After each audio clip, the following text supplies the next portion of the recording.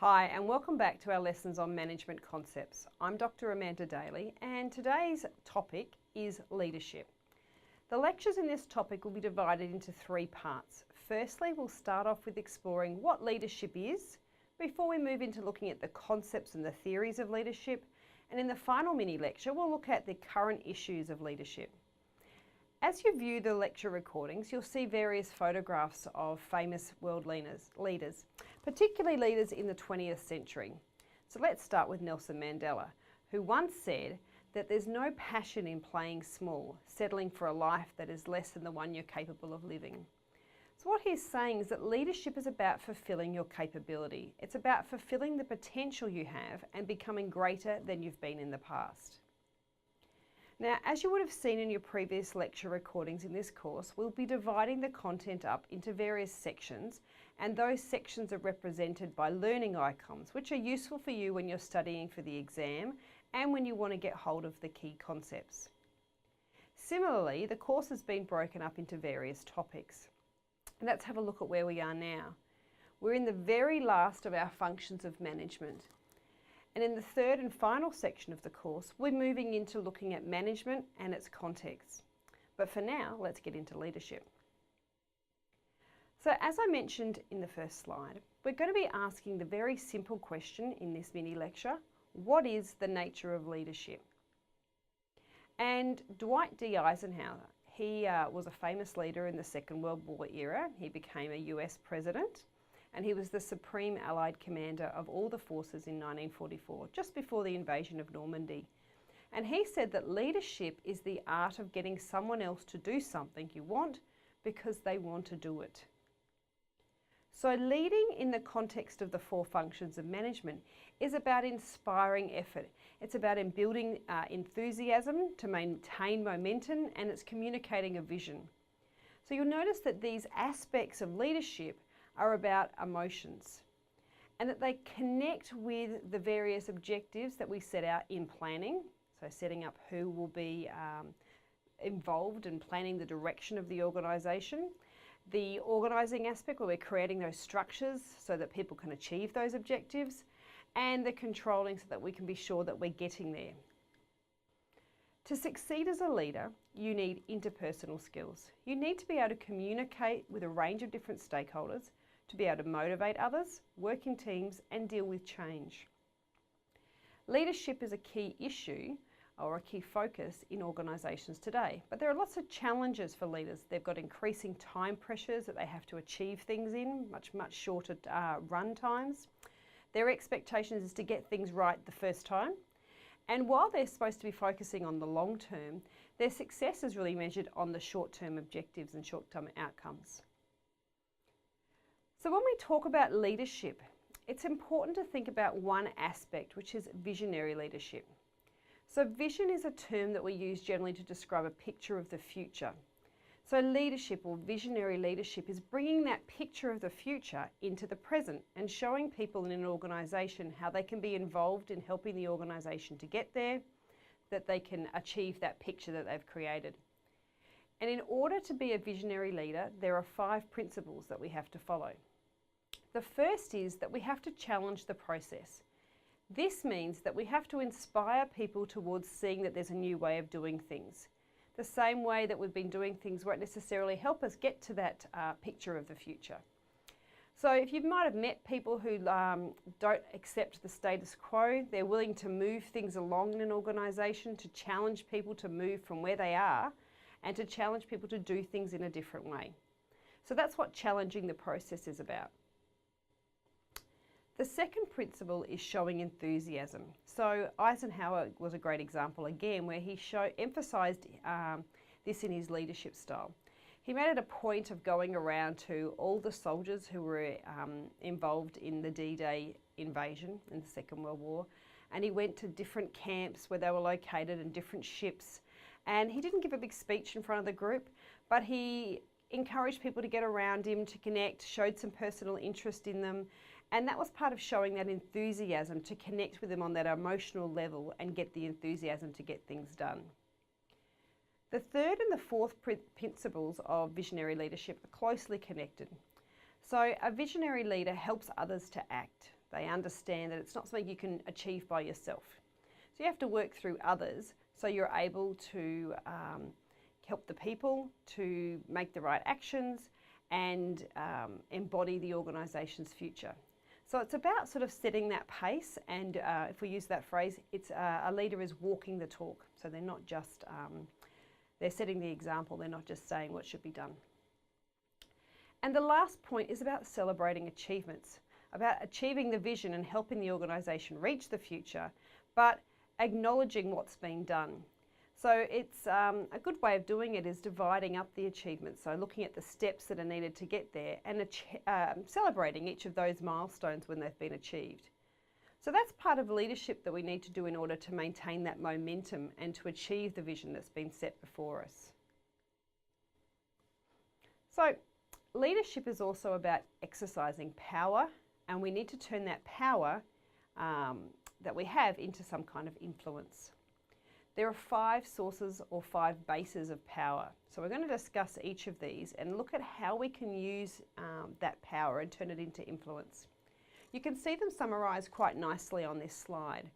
Reward, coercion and legitimate power are based on the position that the manager holds, while expert and referent power reflect on how others might view the manager or view the leader. So first of all, we have reward power. This is the ability to influence others through rewards. So if you do what I'll ask, I'll give you a reward. This is more easily seen in the context of a for-profit organisation, but not so much in a not-for-profit organisation. So you could see where you might see recognition or a sense of achievement or a sense of fulfilment rather than a cash bonus for achieving an outcome or doing a task. So using those rewards is an important part of turning that power into influence. But what we know is it's only a short-term way of influencing others. The second is coercive power. This is the ability to influence others through punishment. If you don't do what I want, I'll punish you. Of course, this can be really effective, and we've seen that it can then also develop a lot of resentment in the followers. But it is something that is used, particularly in the context of controlling as a management function. And then the third one of the position power is the use of legitimate power.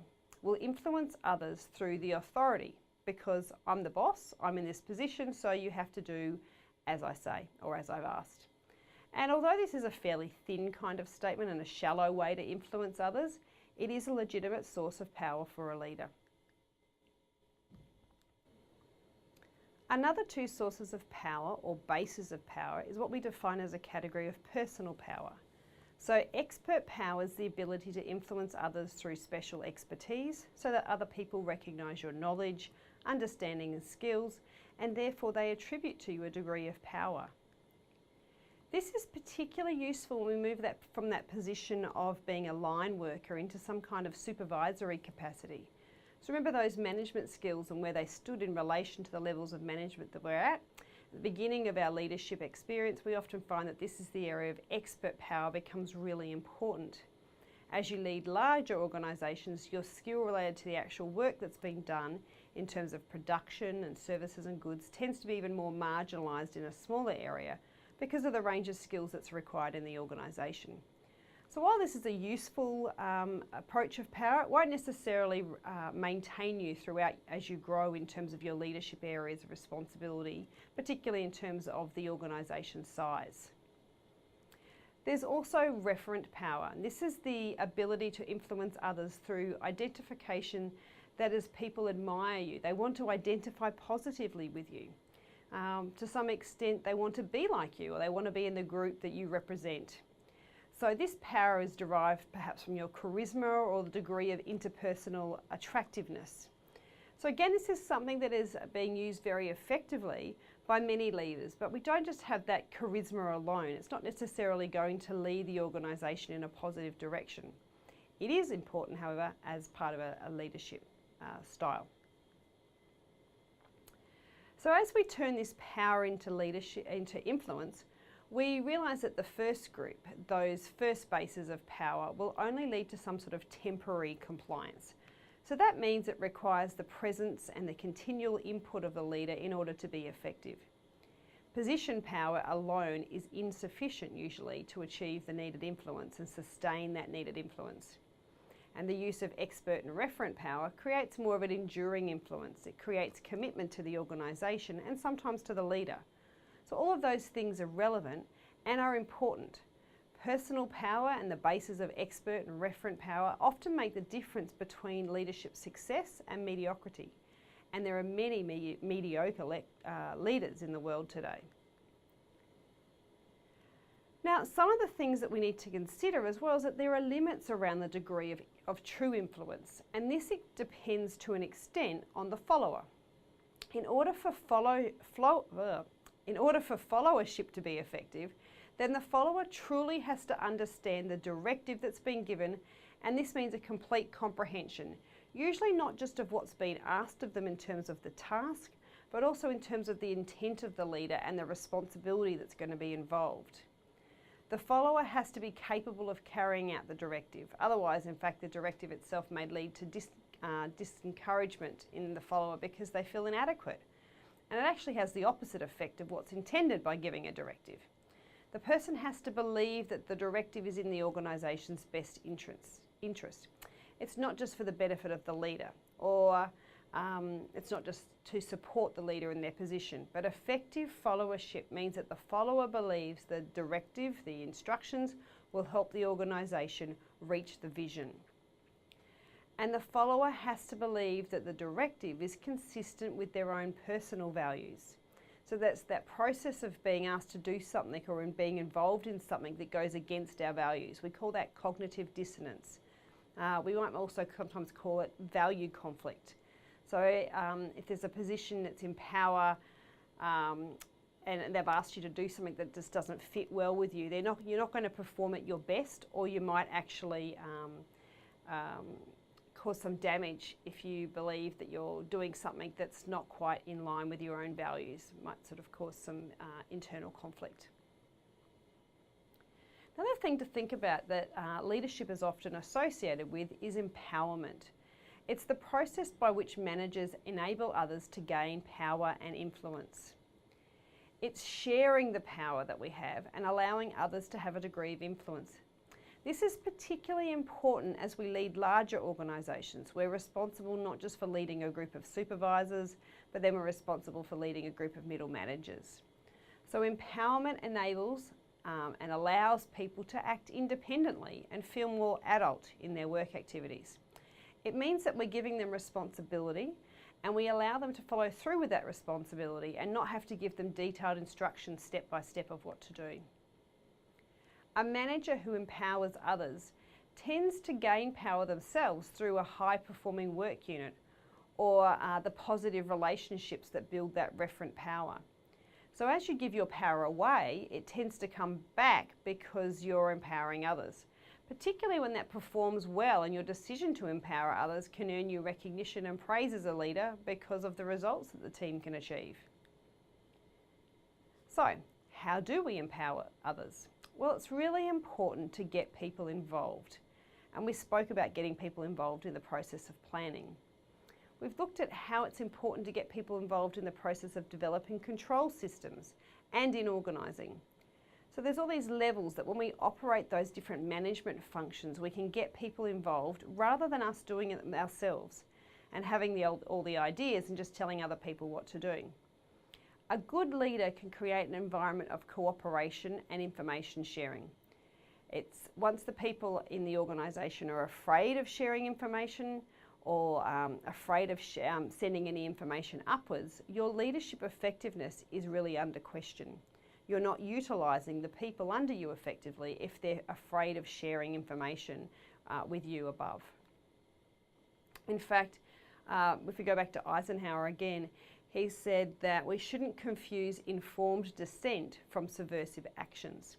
So what he's saying is that sometimes it's okay for people to dissent or disagree with you if your subordinate doesn't agree with a particular point of view. But we can't confuse that with the intention that they're trying to subvert your leadership. So in many cases, people might just be giving honest feedback about the way that they see things. And if we can't accommodate that as a leader, then you'll find that the information sharing will stop and you'll only end up getting the positive information back, which we know is only half the story.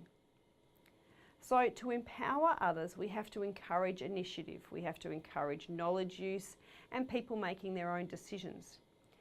We have to not only present solutions to the people that we're leading, but also to give them problems that they can find the solutions for. In some cases, the best position for a leader to be is out of the way, to stay out of the way and let people try things themselves. And then again, with the same idea with the visionary leadership, we have to recognise success and encourage performance. So recognise when people do well and when people are moving forward and keep encouraging that. So, as we wrap up this mini lecture, let's review some main points. Firstly, leadership is the process of inspiring others to work hard, to accomplish important tasks, and power is the ability to get people to do what you want them to do. This is an essential ingredient of leadership, and effective leaders empower others and help them to take action and make the job-related decisions on their own. I'll see you again soon for part 2, where we'll dive into the theories of leadership.